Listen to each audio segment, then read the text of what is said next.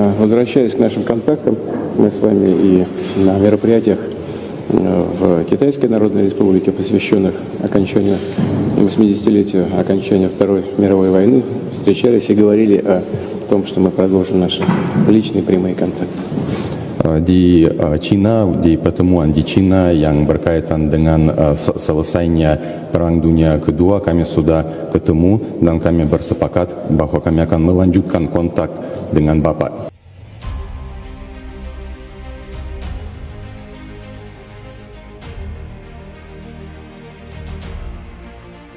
Kunjungan Presiden Rusia, Vladimir Putin, ke Indonesia menjadi sorotan besar di kawasan Asia Tenggara.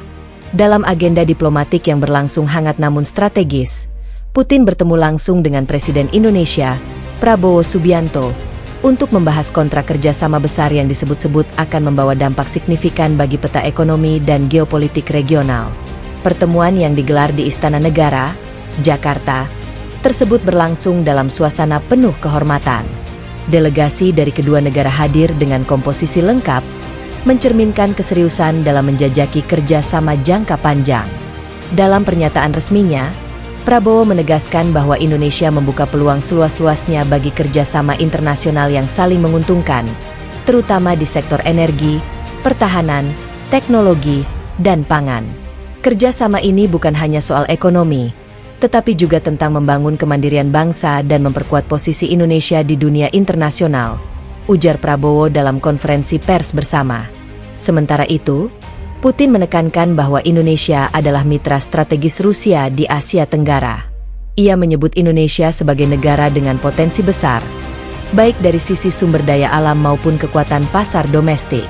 Rusia, menurut Putin, siap mendukung berbagai proyek pembangunan di Indonesia, termasuk pengembangan infrastruktur energi dan transfer teknologi militer. Salah satu poin utama dalam pertemuan tersebut adalah rencana kontrak kerjasama besar di bidang energi. Rusia dikabarkan akan berinvestasi dalam pengembangan kilang minyak dan proyek energi terbarukan di Indonesia. Selain itu, kerjasama di sektor pertahanan juga menjadi perhatian, termasuk kemungkinan pembelian alutsista dan pelatihan militer bersama. Tidak hanya itu, kedua negara juga membahas peningkatan perdagangan bilateral yang selama ini dinilai masih belum maksimal. Target peningkatan volume perdagangan hingga 2 kali lipat dalam 5 tahun ke depan menjadi salah satu kesepakatan penting dalam pertemuan tersebut. Namun, kabar kedekatan hubungan antara Indonesia dan Rusia ini ternyata memicu reaksi dari negara tetangga. Perdana Menteri Malaysia, Anwar Ibrahim, disebut-sebut menunjukkan sikap iri sekaligus khawatir terhadap perkembangan tersebut. Dalam sebuah pernyataan kepada media lokal, Anwar mengungkapkan bahwa Malaysia tidak ingin tertinggal dalam menjalin kerjasama strategis dengan kekuatan global. Ia menilai bahwa langkah Indonesia dapat mengubah keseimbangan ekonomi di kawasan ASEAN. Kami mengamati perkembangan ini dengan serius.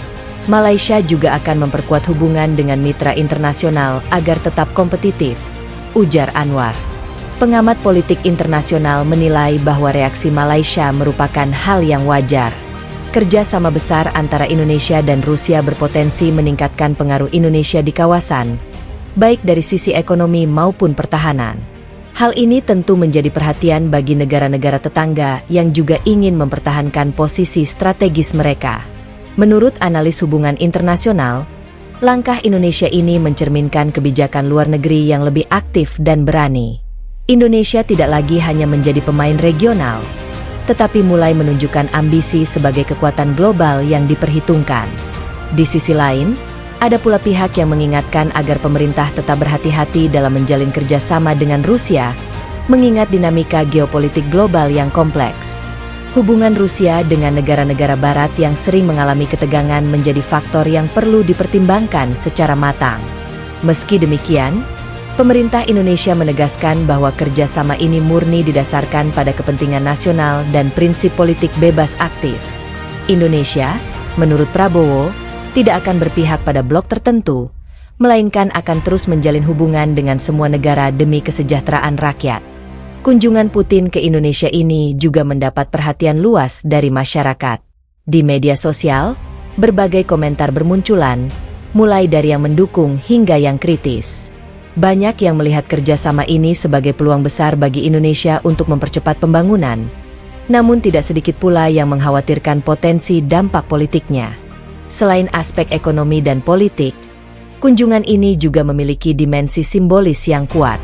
Kehadiran Putin di Indonesia menunjukkan pengakuan terhadap posisi Indonesia sebagai negara penting di kawasan. Ini sekaligus menjadi sinyal bahwa Indonesia semakin diperhitungkan dalam percaturan global. Di tingkat ASEAN, perkembangan ini diprediksi akan memicu dinamika baru. Negara-negara anggota kemungkinan akan meningkatkan upaya diplomasi mereka untuk menjaga keseimbangan kekuatan di kawasan. Dalam konteks ini, peran Indonesia sebagai pemimpin informal ASEAN akan semakin diuji. Sementara itu, para pelaku bisnis menyambut positif kerja sama ini. Mereka berharap investasi dari Rusia dapat membuka lapangan kerja baru dan meningkatkan daya saing industri nasional. Sektor energi, khususnya, dinilai akan menjadi penerima manfaat terbesar dari kesepakatan ini. Dalam jangka panjang, kerjasama Indonesia-Rusia berpotensi mengubah lanskap ekonomi regional. Jika terrealisasi dengan baik, proyek-proyek yang direncanakan dapat meningkatkan pertumbuhan ekonomi Indonesia secara signifikan. Hal ini tentu akan berdampak pada posisi Indonesia di kancah internasional. Namun, tantangan tetap ada. Implementasi kerjasama besar seperti ini membutuhkan koordinasi yang kuat antara pemerintah, swasta, dan berbagai pemangku kepentingan. Transparansi dan akuntabilitas juga menjadi kunci agar proyek-proyek tersebut berjalan sesuai rencana. Kunjungan Vladimir Putin ke Indonesia dan kesepakatan besar yang dihasilkan menjadi babak baru dalam hubungan bilateral kedua negara. Di tengah reaksi beragam dari kawasan, termasuk dari Malaysia, Indonesia tampaknya semakin mantap melangkah sebagai pemain utama di panggung global. Kedepan, dunia akan menantikan bagaimana realisasi dari kerjasama ini. Apakah benar akan membawa manfaat besar bagi Indonesia, atau justru menimbulkan tantangan baru? Semuanya akan bergantung pada bagaimana pemerintah mengelola peluang ini dengan bijak.